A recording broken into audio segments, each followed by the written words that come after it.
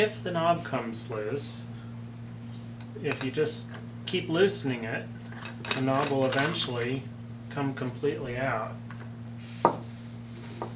That's okay, you can thread it back in there. He's alright. Now usually you can just put it back in and kind of wiggle it to kind of try to find where it should thread in, and if the internal pins align, it'll thread right on back in and you'll be just fine. But if it totally comes out and it won't thread back in with a little wiggling, that's not really a big deal.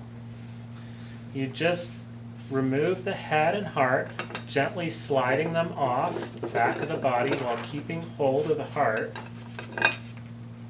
There's the head and heart. You look at it and there's a pin here. You can kind of see this pin. This pin has a hole that the pull bolt threads into. So you try to align that little pin in there straight up. And then you should be able to thread this guy back in. Once it's threaded back in, you're good. You just gently slide the assembly back on. Loosen it up and gently slide it back on. You're good to go again. Now, you can also have it, you can take it completely apart. This guy pulls out. You can lose the spring. That's also okay. There's a trick here to get the spring back in.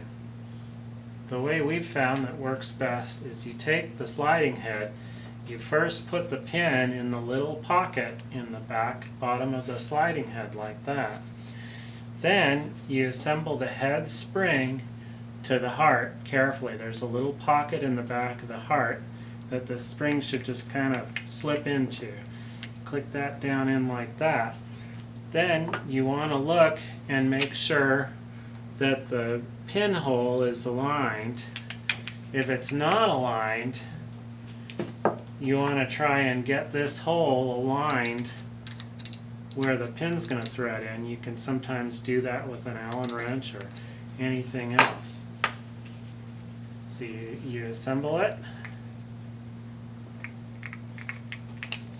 You make sure the pin is aligned. Sometimes you can just tuck the Allen wrench in there a little bit.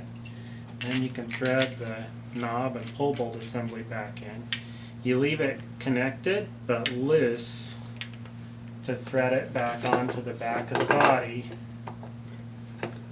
And there you go. You're good to go.